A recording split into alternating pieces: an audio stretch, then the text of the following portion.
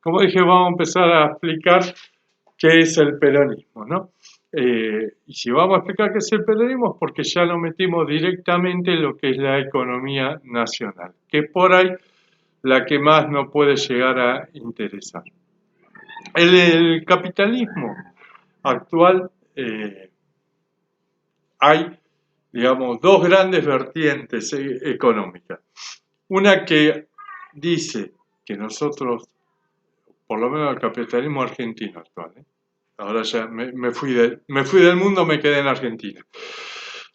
Hay dos grandes vertientes. Una que dice que tenemos que seguir siendo el granero del mundo, o sea, que nuestro potencial desarrollo viene por aumentar la cantidad de exportaciones y por no dedicarnos, ¿sí?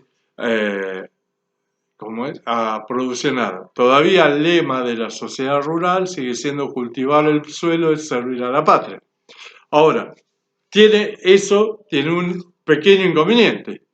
Ese pequeño inconveniente es que menos del 5% de la población argentina se dedica a tareas rurales. Entonces, digo, cuando a principios del siglo XX éramos el granero del mundo, claro, teníamos por lo menos mitad y mitad de población. ¿Sí? Hoy, menos del 5% de la población se dedica a tareas rurales y está casi el 50% de la población dentro de la provincia de Buenos Aires y con actividades que no tienen nada que ver con el campo. Entonces, ese es el primer gran problema. Si yo desarrollo el campo, en la época de la sojización del campo, en la época en la que mejor anduvo, digamos, esta política agraria, solamente aumentó el empleo en un 1%. ¿Sí? De ese menos, se llegó al 5%, o sea, dejó de ser menos del 5% y se llegó al 5% de la población. No se genera gran cantidad de empleo, que sí se genera con la industrialización. Entonces, el otro gran bloque económico que tenemos en Argentina es aquel que sostiene que no, que tenemos que tener un gran consumo interno y para poder tener un gran consumo interno tenemos que no ser el granero del mundo, sino tenemos que exportar bienes con valor agregado y que tenemos que producir todos los bienes en Argentina. Ese es el sistema que defiende el peronismo. El anterior sistema lo defiende el radicalismo y más que nada los sectores que conocemos como la derecha o la oligarquía argentina. ¿Qué dice entonces el peronismo? ¿Qué dice esta tendencia esta política económica que quiere el consumo interno? Es el trabajador tiene que ganar salarios dignos, salarios altos que con 8 horas de trabajo permita vivir a una persona. ¿Para qué? Para que ese dinero que yo pongo, que yo, digamos, hasta empujo adentro de la economía, sirva para aumentar el consumo, ¿sí? Y por otro lado, esto mezclado con algunas medidas que son proteccionistas, o sea, traban la importación de cosas que podemos producir acá, genere ese mayor empleo y genere ¿cómo podríamos decir? Este círculo virtuoso que hace que yo insuflo, mando plata, la gente consume, ese consumo se vuelca a elementos, a empresas argentinas, las cuales vuelven a producir, por lo tanto, vuelven a pagar buenos empleos, buenos salarios, vuelven a generar empleo, digamos, y se arma este círculo. Bien, esto teóricamente y funcionó más o menos hasta cerca de la década del 80. más allá de quien haya gobernado, digamos, este sistema económico.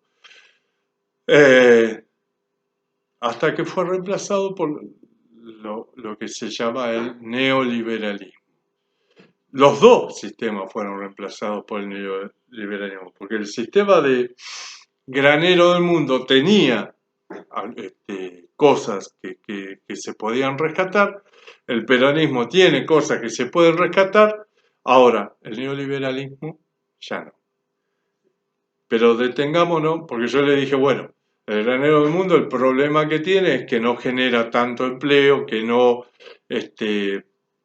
aumenta el consumo interno, pero sí hace crecer al país. ¿Sí? Llegamos a ser séptima potencia mundial en la época del granero del mundo. Más allá de que existía pobreza, digo, el país crece, el pueblo no. En el peronismo el pueblo crece, el país por ahí no queda también. ¿Por qué? Porque yo vuelco toda la plata al consumo. El peronismo, entonces, o este sistema, tiene uno o dos problemas. Hoy. El primer problema es que no es tan fácil generar empleos para todos.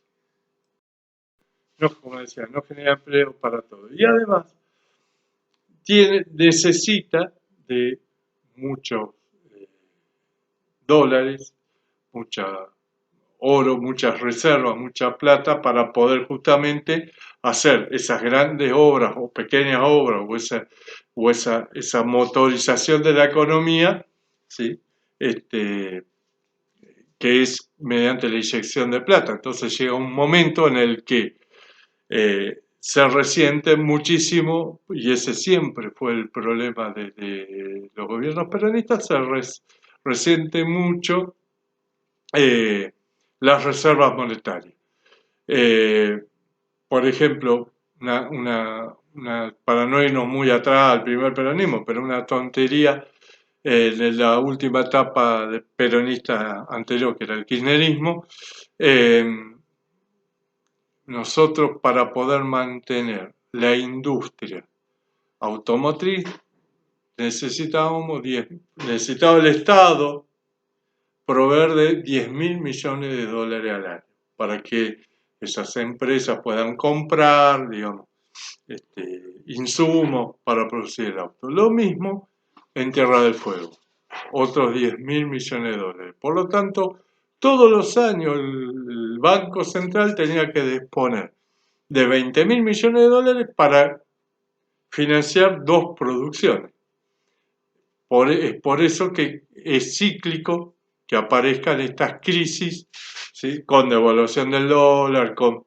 ¿Por qué? Porque empiezan a escasear de las reservas. Entonces, todo sistema económico, eso es algo que tenemos que entender, nace de un punto que es ideal, pero todas tienen un problema. ¿Cuál es el mejor? Eso es una opinión que se la dejo a ustedes. Yo le planteé los dos con su pro y con su contra, ¿sí? Digo, por ahí uno como es un trabajador, qué sé yo, que dice, bueno, yo por ahí en lo personal estaría más cerca del peronismo, ¿por qué? Porque voy a ganar un mejor salario, porque voy a poder consumir un poco más. Una persona que viva de renta, que dependa de, no sé, o que tenga un campo y esté plantando soja, va a estar más de acuerdo con ser el granero del mundo. Entonces, lo que uno tiene que darse cuenta, o lo que uno también tiene que aprender a ver es, y no tener falsas dicotomías, es, yo voy a adherir a la política económica que más me beneficie. Si soy un trabajador, ¿qué significa? Y acá tenemos que definir, voy a tomar 2 minutos para definir el tema de las clases sociales, ¿no? Hay una clase que es la trabajadora, que es la que envuelve también a la clase pobre, ¿sí?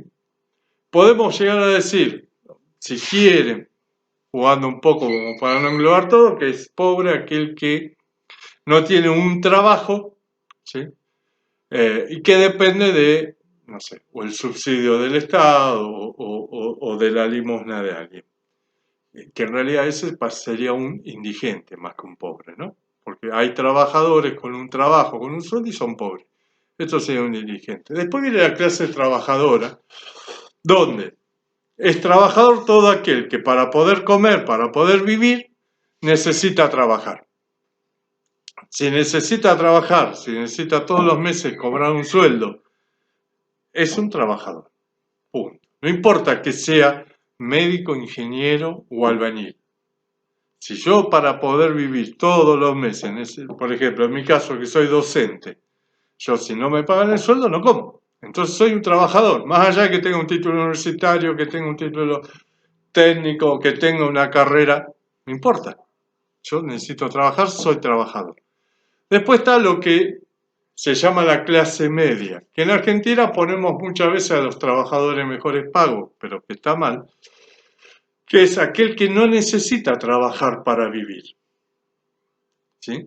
Que puede vivir sin de la renta producida por ejemplo, tengo 30 casas que alquilo, entonces yo vivo del alquiler de las casas, no trabajo. Cobro todos los meses 30 alquileres y vivo como un payaso, ¿no? Pero no llega a ser clase alta porque no puede pasar el resto de su vida sin cobrar. No depende de su trabajo, pero depende de esa renta. La clase alta, la clase adinerada, es aquella que no necesita ni recibir renta ni trabajar para poder vivir. Por ejemplo, ¿no? Para poner una persona conocida, Mauricio Macri, si no cobra sueldo de acá hasta que se muere, nada más con lo que tiene, si no genera un solo peso más, le sacamos el sueldo al presidente de la jubilación, se le saca todo, vive con su producido de acá hasta que se muera él, todos sus hijos y su hija Antonia. Eso es clase alta. Entonces, nosotros tenemos que saber dónde estamos ubicados. Y ahora vamos a ver las dos últimas partes, que sería el neoliberalismo, el nacimiento de la tercera economía y ver qué es un emprendedor.